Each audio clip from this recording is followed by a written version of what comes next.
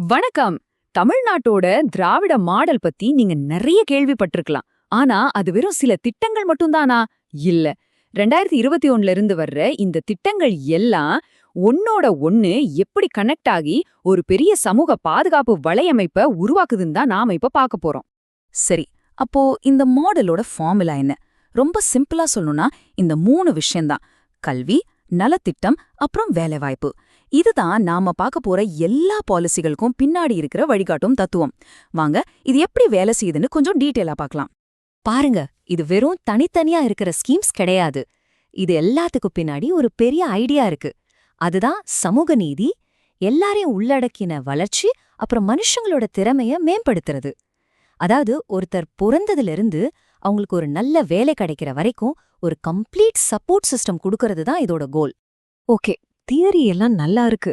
ஆனா இது நடைமுறையில எப்படி வேலை செய்யுது? எல்லாத்துக்கும் முதல் படி பொது சுகாதாரம். ஏன்னா மக்கள் ஆரோக்கியமா இருந்தாதானே மத்த எல்லா வளர்ச்சியும் சாத்தியமாகும். இதுல ரொம்ப இன்ட்ரெஸ்டிங்கான விஷயம் என்னன்னா, இது ஒரு மல்டி லேயர்ட் அப்ரோச். முதல்ல நோய் வராம தடுக்க வருமுன் காப்போம் கேம்ப்ஸ். அடுத்து வயசானவங்க, நோய்வாய்ப்பட்டவங்களுக்காக அவங்க வீட்டுக்கே போய் மருத்துவம் பார்க்குற மக்களை தேடி மருத்துவம் திட்டம். அப்புறம் ஒருவேளை ஆக்சிடென்ட் ஆனா முதல் 48 மணி நேரத்துக்கு இலவச சிகிச்சை கொடுக்கற இன்னுயிர் காப்போம். கடைசியா இவ்வளவு செலவையும் சமாளிக்க ஒரு பெரிய நிதி பாதுகாப்பு, அதாவது ஹெல்த் இன்சூரன்ஸ். பாத்தீங்களா, 4 பக்கமும் ஒரு பாதுகாப்பு வளைய மாதிரி இருக்கு. இந்த ஹெல்த் இன்சூரன்ஸ் பத்தி கொஞ்சம் யோசிச்சு பாருங்க. ஒரு குடும்பத்துக்கு 5 லட்சம் ரூபாய் வரைக்கும் கவரேஜ். இது எவ்ளோ பெரிய விஷயம் தெரியுமா? திடீர்னு ஒரு மெடிக்கல் எமர்ஜென்சினா ஒரு சாதாரண குடும்பம் எவ்ளோ பெரிய கடன்ல சிக்கும். அந்த பிரச்சனையிலிருந்து 81 லட்சத்துக்கும் அதிகமான மக்களை இது காப்பாத்துது. அதுதான் இதுல இருக்கிற முக்கியமான பாயிண்ட்.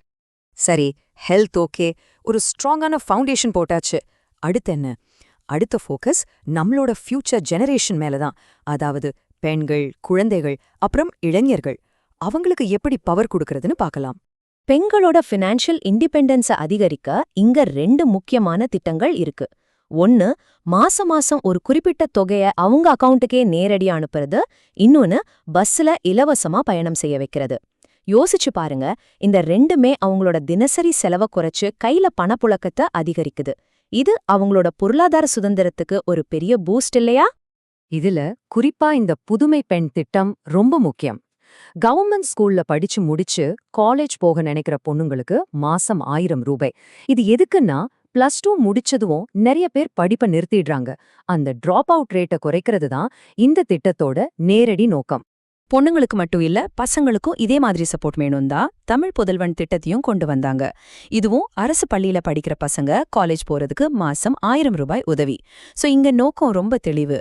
ஆண் பெண்ணின் எந்த பாகுபாடும் இல்லாம எல்லாரும் உயர்கல்வி படிக்கணும். இங்க பாருங்க, இந்த விஷயம் எவ்ளோ தூரம் யோசிச்சு செய்யப்பட்டிருக்குன்னு. ஒன்னு, ரொம்ப சின்ன வயசுல, அதாவது 1ஆவதிலிருந்து 5ஆவது வரைக்கும் படிக்கிற பிள்ளைங்களுக்கு சத்தான காலை உணவு.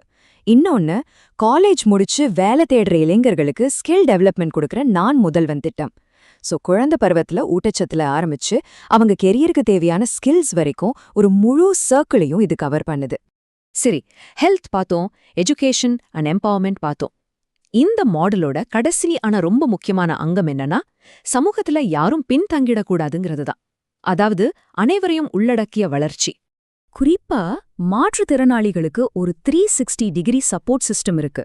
அவங்களுக்கு இன்கம் லிமிட்டே இல்லாத ஹெல்த் இன்சூரன்ஸ், மாசம் மாசம் நிதி உதவி, தனியா தொழில் தொடங்க லோன், படிப்புக்கு தேவையான புக்ஸ், யூனிஃபார்ம்னு எல்லாமே ஃப்ரீ. அது மட்டும் இல்லாம பஸ்ல ஃப்ரீயா போகலாம். அரசு வேலைகள்ல ரிசர்வேஷனும் உண்டு. அதாவது அவங்க வாழ்க்கையோட ஒவ்வொரு தேவையையும் மனசுல வச்சு இந்த திட்டங்கள் வடிவமைக்கப்பட்டிருக்கு. முன்னாடி பெண்கள் சம்பந்தப்பட்ட திட்டங்களை பார்த்தோம் இல்லையா?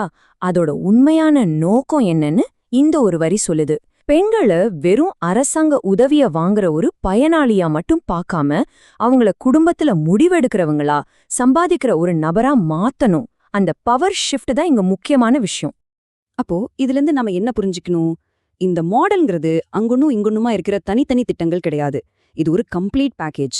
எல்லாருக்கும் நலத்திட்டங்கள், குறிப்பிட்ட பிரிவினருக்கு அதிகாரம் அளித்தல், எல்லாரையும் உள்ளடக்கிய வளர்ச்சி, இந்த 3 பில்லர்ஸ் மேல கட்டப்பட்ட ஒரு மாடல் இது. இறுதியா உங்ககிட்ட ஒரு கேள்வி.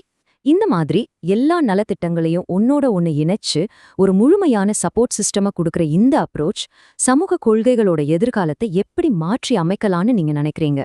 இத பத்தி யோசிச்சு பாருங்க.